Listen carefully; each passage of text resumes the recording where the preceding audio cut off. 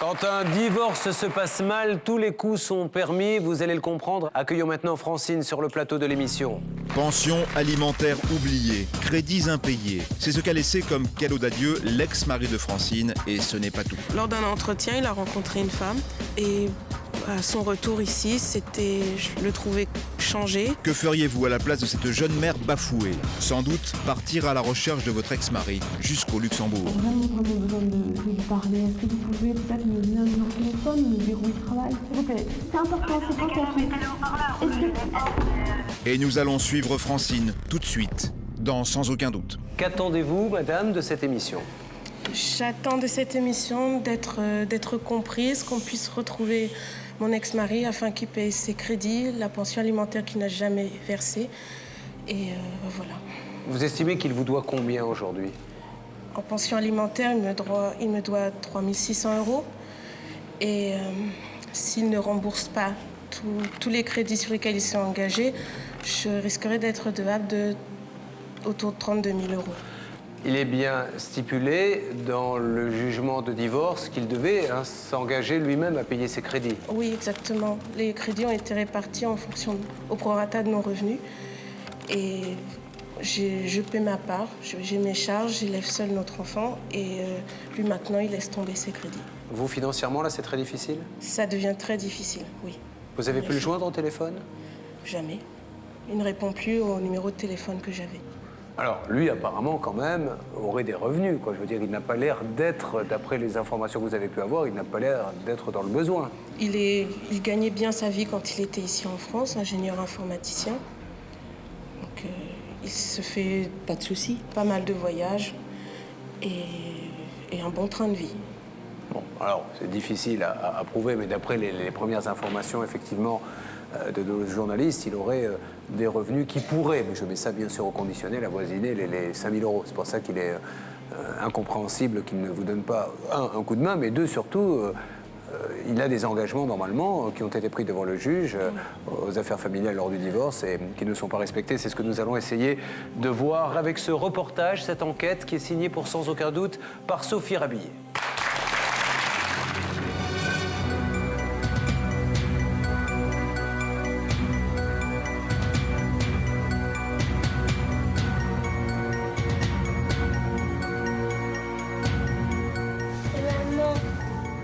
Voici Lucie et sa maman Francine Peters.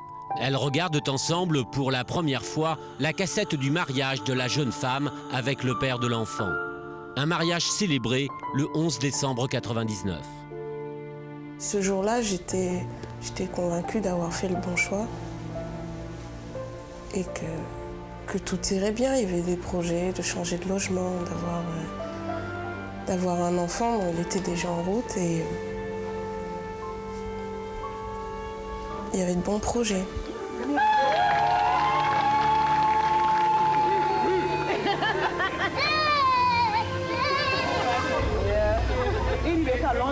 Là, oui, c'est mon ex-mari. Tu l'aimais bien ce jour-là? Ce jour-là, oui, je l'aimais bien, beaucoup. C'est de le voir comme je l'ai connu, la personne gentille. Et tous les problèmes qui arrivent maintenant, de me dire que c'est le père de la petite qui fait tous les problèmes, qui me cause tous ces problèmes, ça me paraît inconcevable. C'est plus la même personne. C'est un étranger, c'est comme si c'était quelqu'un qui m'a toujours voulu du mal. Ces images font désormais partie du passé. Depuis, Francine a divorcé de cet homme et ce dernier s'est volatilisé dans la nature, ne lui laissant que des dettes.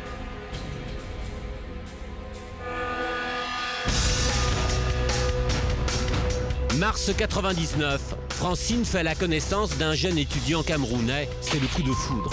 L'homme que nous appellerons Monsieur Doumbé habite alors en Allemagne. Mais l'amour n'attend pas et très vite, le couple s'installe sous le même toit en région parisienne. Nadia, la mère de Francine, se souvient avec précision de sa rencontre avec celui qui deviendra son futur gendre.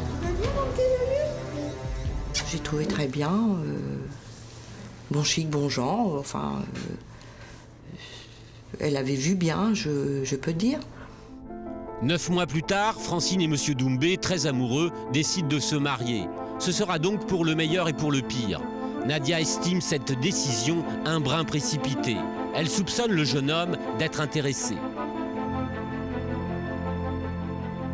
Oui, ils se sont mariés trop vite parce qu'ils n'avaient pas eu le temps de se connaître. Et en plus, il se montrait déjà désagréable.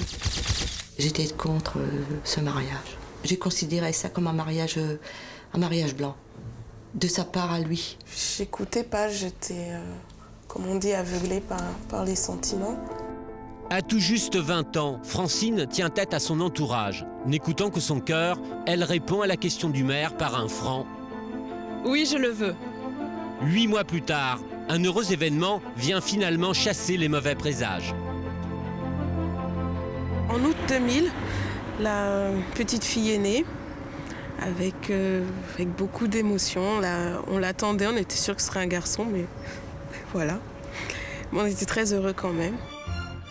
Un mariage, un enfant, chacun un emploi, tout semble sourire au jeune couple. C'est alors que fin 2003, M. Doumbé a un désir bien précis. Il veut devenir français. Marié à Francine, la nationalité lui est désormais accessible. Ensemble, ils entreprennent les démarches. Le début 2005, voilà, on reçoit les documents signés du président comme quoi il a acquis la nationalité française. J'étais très content, il y a même sa maman qui m'a remercié. Ça y est, M. Doumbé est désormais un citoyen français. Selon Francine, c'est à partir de là que tout aurait basculé. Une fois qu'il a obtenu la nationalité française, il a cherché un emploi dans un autre pays. Lors d'un entretien, il a rencontré une femme. Et à son retour ici, je le trouvais changé. Il passait beaucoup de temps au téléphone avec cette personne. Devant moi, ça ne le gênait pas. Et chaque week-end, à partir de là, il menait une double vie. Selon la jeune femme, celle-ci se retrouverait le plus souvent seule pour élever leur enfant. L'amour, désormais, serait aux abonnés absents. Francine et M. Doumbé décident de divorcer. Ils établissent ensemble les bases de ce divorce. La jeune femme restera vivre avec leur fille au domicile conjugal. Lui aura la garde de l'enfant un week-end sur 2 et la moitié des vacances. Il versera une pension alimentaire de 360 € par mois. Monsieur gardera la voiture. Pour finir, ils se partageront les crédits comme suit: 7 pour lui, 4 pour Francine. Je ne voyais pas de difficulté par la suite. J'attendais seulement qu'on nous dise voilà la date du jugement. Et après, chacun vit sa vie de son côté, on sera tranquille. Francine et M. Doumbé signent donc la convention de divorce le 16 février 2006. Un mois plus tard, selon Francine, l'homme aurait quitté le domicile conjugal d'une bien curieuse façon. Il était parti, alors que Francine pensait qu'il était avec la petite. Et il avait abandonné la petite. La petite était livrée à elle-même. L'homme aurait disparu sans même laisser d'adresse. Francine dépose une main courante pour abandon de famille. La jeune femme n'aura aucune nouvelle de lui jusqu'au 4 mai dernier. Ce jour-là, ils ont rendez-vous au tribunal pour entendre le jugement du divorce. Celui-ci confirme en tout point la convention de divorce. À cet instant, Francine pense être enfin libérée d'une histoire d'amour tourmentée. Elle peut maintenant songer à l'avenir plus sereinement. Je pense que les mois qui suivent, je vais commencer à toucher la pension alimentaire. Et je pense à ce moment-là que la vie va recommencer pour moi. Je vais être bien. Je ne vais plus avoir les soucis de le voir rentrer tard ou de ne pas rentrer. Ou de ne pas rentrer. Donc c'était un soulagement. Mais Francine se trompe. Les mois passent. Monsieur Doumbé ne donne plus aucun signe de vie et ne paye pas davantage la pension alimentaire.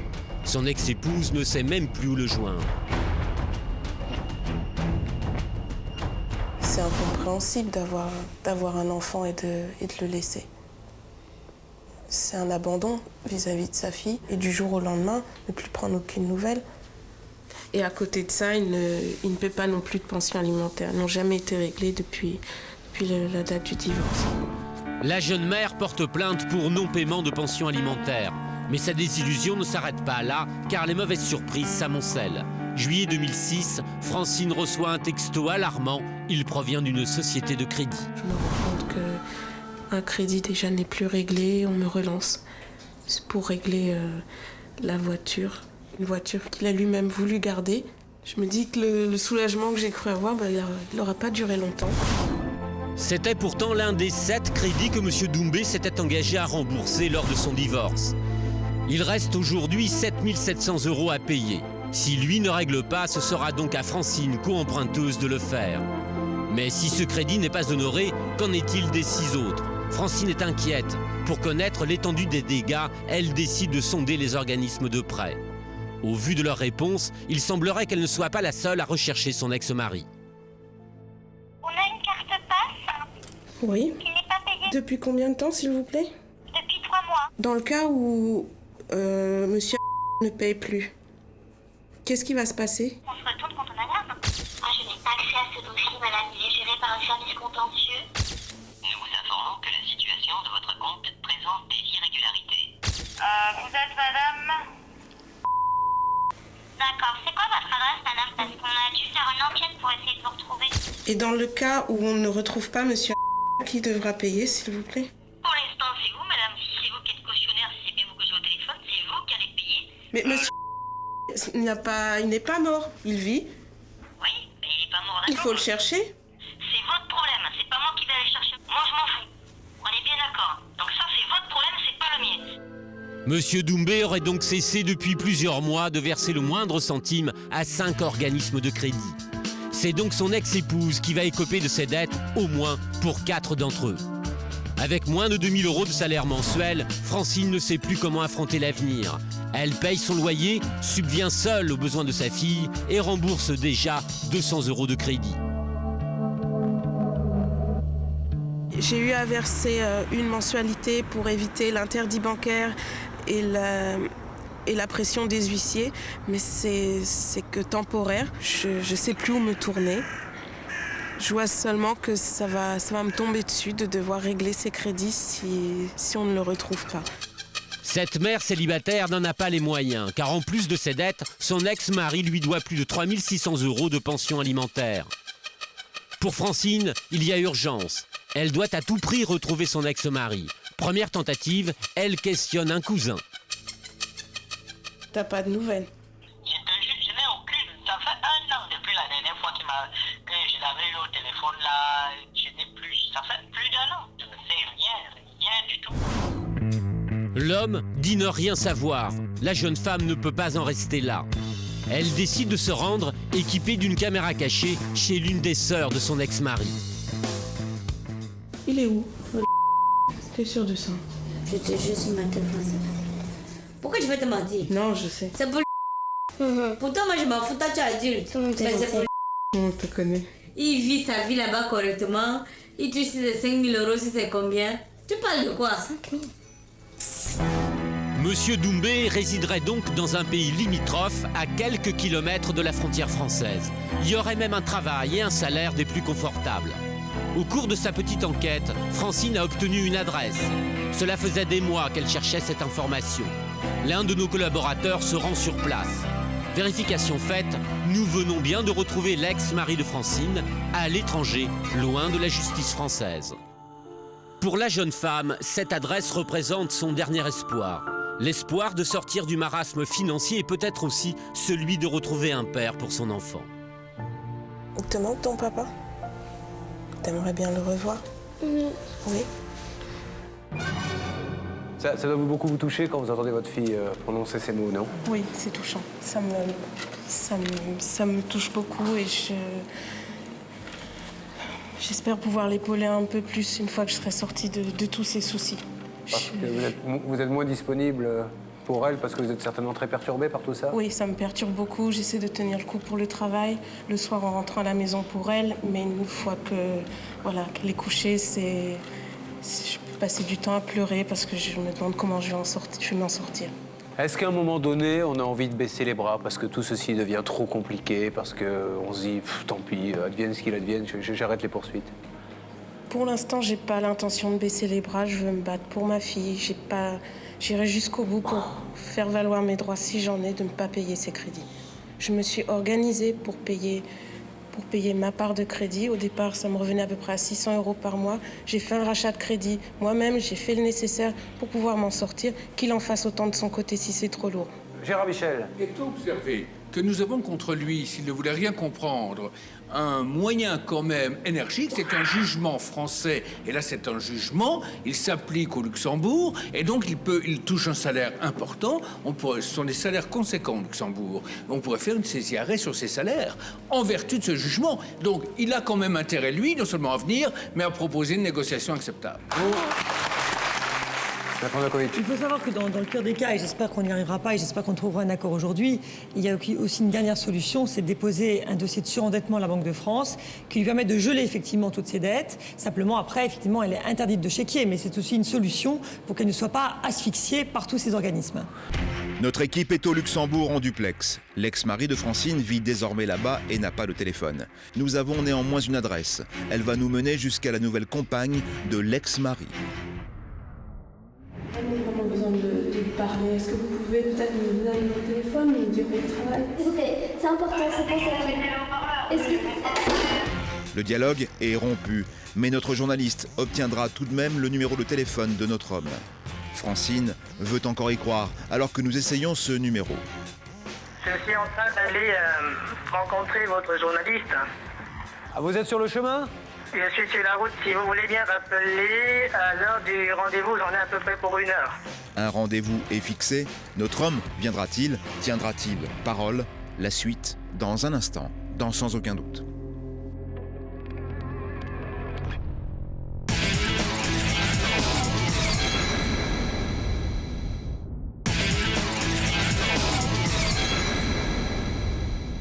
Alors que Francine ne croit plus à la venue de son ex-mari, l'heure du rendez-vous est arrivée.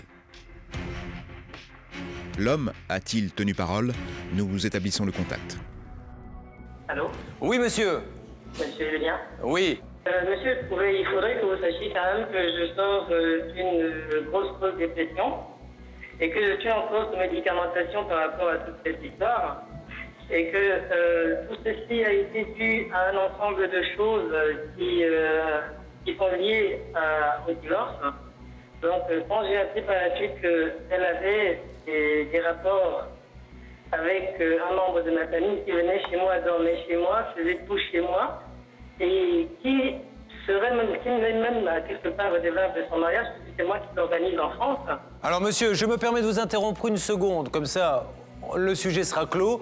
Vous dites clairement qu'elle vous a trompé. Elle nous a dit elle-même que vous l'avez trompé. Alors, monsieur, concrètement, pour en revenir à la pension alimentaire, vous pouvez donner à la petite combien tous les mois? Alors, ce que j'ai proposé à la journaliste, c'est déjà j'aurais besoin d'un peu de temps pour réunir une somme conséquente qui va rattraper les 2 mois déjà 6 mois. 6 mois d'arriéré. Bon, quand je dis un peu de temps, ça peut aller de 1 à 2 mois, s'il vous plaît, parce que là, je suis pris à chaud. Alors, ça, c'est le premier point. Les crédits, maintenant. Vous... Par rapport au crédit, j'ai aussi expliqué, bon, là, maintenant, c'est avec vous. J'ai dit, je n'ai pas de problème avec ça.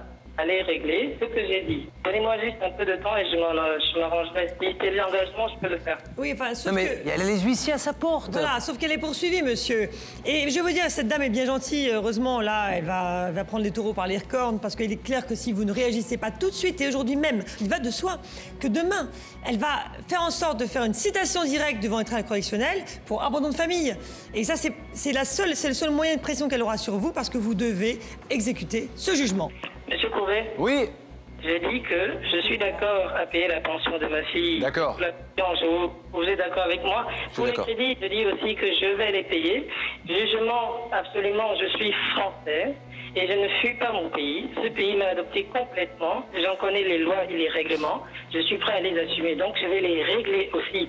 Alors vouloir me faire passer pour quelqu'un qui... Je vous fais passer pour rien, monsieur. Pour rien. Si, attendez, monsieur Julien, Une dernière question, monsieur. Elle nous a parlé... Est-ce que vous avez l'impression d'avoir abandonné votre famille, d'avoir abandonné votre fille? Alors, monsieur Couvet, j'aurais abandonné ma fille. Non. Alors, récapitulons. Dans 2 mois, ou 1 mois, le 1 mois serait mieux, vous dites que vous allez donner une somme qui va couvrir les retards. J'ai les 1 000 € j'avance. Et je vais faire le nécessaire par la suite pour rapidement, mais alors le plus rapidement, ça veut dire que je vais m'investir à plein temps sur cette affaire. Vous lui envoyez comment cet argent? Allô? Oui, vous lui envoyez par chèque cet argent?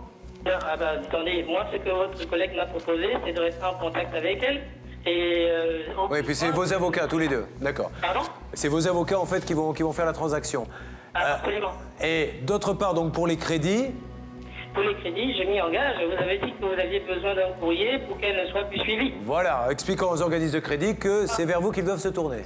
Absolument. Bon, ok. Eh bien, on fait comme ça. Alors, ce n'est pas à vous qu'elle parle. Je ne vous demande pas une conversation avec elle. Écoutez si vous le voulez, mais je veux juste savoir si ça satisfait cette dame, parce que c'est à elle de choisir ce qu'elle a à faire. Est-ce que ça vous convient? Vous avez deux possibilités. Allez en justice dès demain et tapez fort, hein, comme l'a conseillé Maître Novakovic, et vous le conseillera votre avocat. Ou bien lui laisser ce délai d'1 mois et demi pour qu'il donne cette somme, sachant qu'il fait une lettre, d'après ce que j'ai cru comprendre, à notre journaliste pour que les crédits, les organismes de crédit vous laissent tranquille. Si c'est le cas, 1 mois, je laisse. D'accord. Ok. Ok, Julien. Allez. On reste avec eux et on vous redonne des nouvelles un peu plus tard. Allez, merci beaucoup, Sophie. Merci à vous. Au revoir.